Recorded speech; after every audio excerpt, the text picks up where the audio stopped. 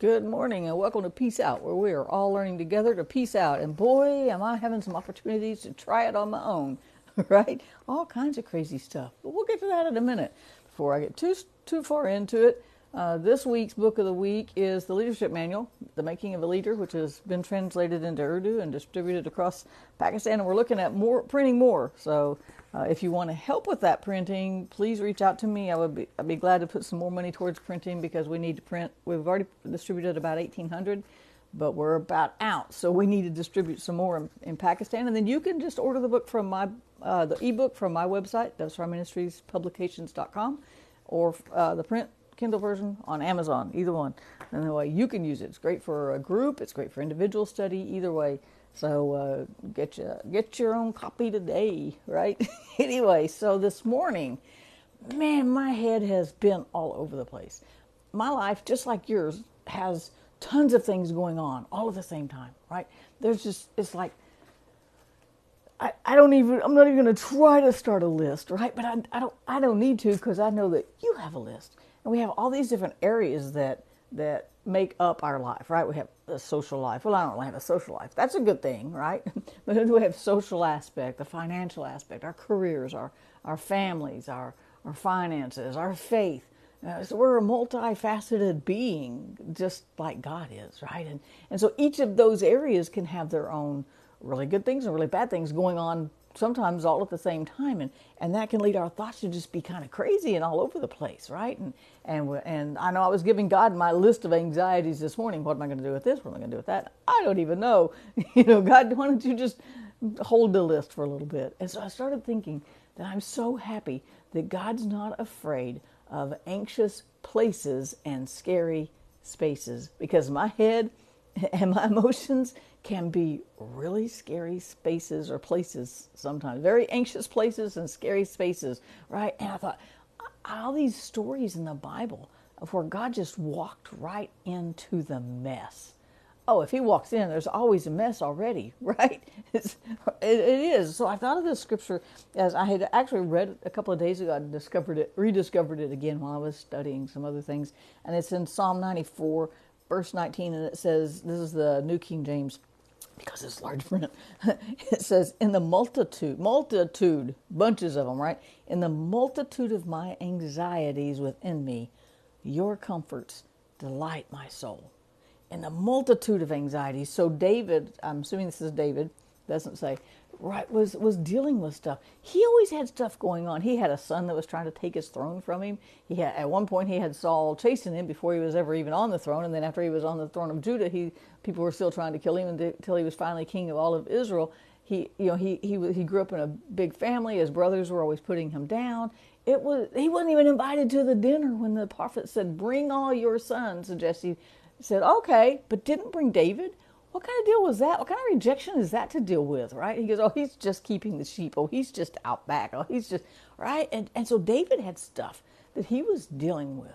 And yet, in the moment of high anxiety, there stands Goliath, and David's going, "God's going to give you to me." God didn't say, "A giant? Oh, no, I don't do giants." No, you're on your own. No, God was there in that moment of, had to be high anxiety, even with faith. Faith and anxiety are not mutually exclusive, right? We can trust God and still be going, "I have no idea," and chasing down our thoughts, trying to plan things. And right now I'm working on a financial plan. I've got a whole new thing that's opened up, and so I'm working on some things and some new therapy things for Chris. And I'm going, well, I've got to fund this. God, you're going to help me. So I'm thinking about it, but at the same time, while I'm thinking about it, I've given it to God, going, I'm going to trust you for a plan for this scary place, or I'm going to trust you for a plan and a way to make it through this anxious space, right? And so God didn't go, "Oh no, I'm not coming back till your heart rate gets back under 100, right?" Because sometimes it's over, right? And so, but God's not afraid of that. He's not afraid of a multitude of thoughts. He's not afraid of a multitude of anxieties. He's not afraid when I'm overcome with fear. Sometimes when situations present themselves, we can literally become paralyzed with fear for a minute.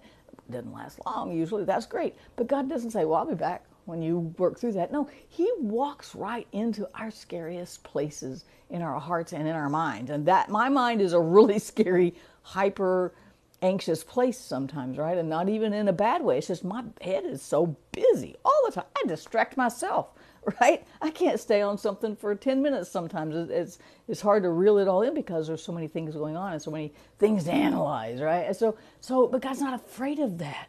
And so I started thinking about some scriptures where, the first one that came to mind was when Jesus, and we've talked about it so many times on here, Jesus walked into the storm to the disciples who were sitting in the boat in the middle of the storm. He did not wait till the storm stopped.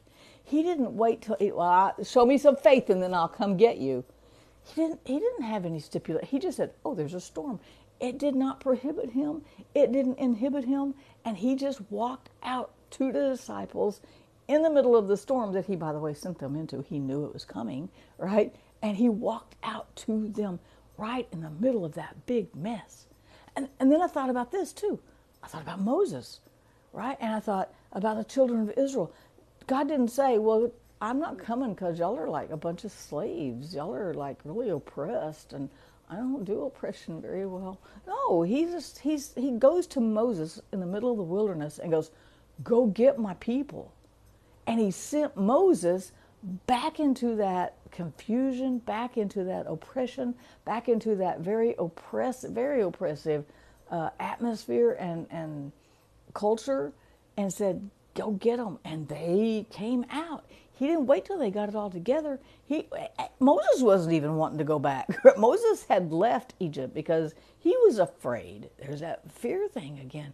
And God didn't even say, oh, you killed someone, now I can't use you anymore. I don't know what I'm going to do. No, God's not afraid of our messes. And man, I can make some big messes, y'all. But he walks right in. Think of the story of Esther. And she, when she said, Mordecai told her, maybe you were born for such a time as this. And she's kind of like, okay, if I die, I die. Because you couldn't just go to the king.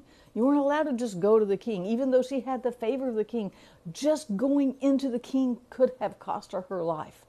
But God was with her in that scary moment. God was with her in that moment of anxiety. She went in there not knowing, am I going to live or die? But she was purposed to fight for God's people and save the Jews, and that she did, right? Because God gave her just a perfect plan that couldn't be spoiled, even though Haman wanted to, right? And God delivered his people once again from an oppressive situation and a oppressive culture there. He actually saved his people again. He didn't try to find the perfect time to even send Jesus. Obviously, it was the perfect time because God chose it. You know what I'm saying? But he didn't say, okay, let's put him in the earth where there's total peace. No, he sent peace. He said, this world is never going to have peace, so the Prince of Peace is going to go to the earth and bring peace. And then the cool thing is, which is what we build this whole devotion on, before Jesus left this earth, he told his disciples, I'm leaving my peace here.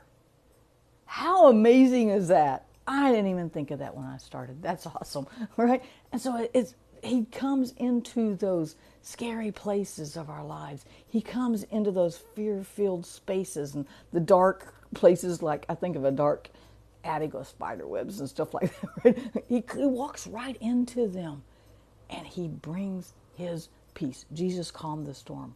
Moses went and got the people.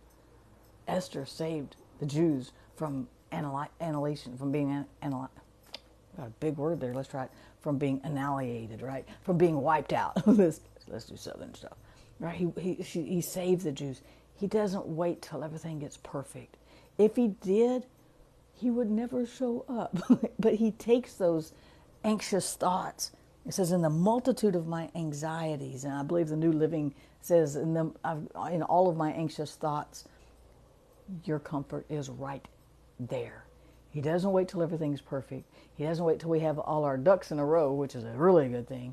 He just walks in, brings peace, and infuses the whole situation with his peace, with his grace, and with his mercy. That's awesome. I'm so glad that God's not afraid of my scary places, right? I'm so glad that he's not afraid of my anxious thoughts, my anxious planning, and my anxious, even, all the things going on. He's not afraid. Instead, he just says, here's some peace. Here's some comfort. Let's just settle down and let's just walk out of Egypt. Let's just stop the storm. Let's just bring the Prince of Peace right into the middle of the chaos and say, peace out, right? Peace out, you guys. Have a great day. I'll see you tomorrow.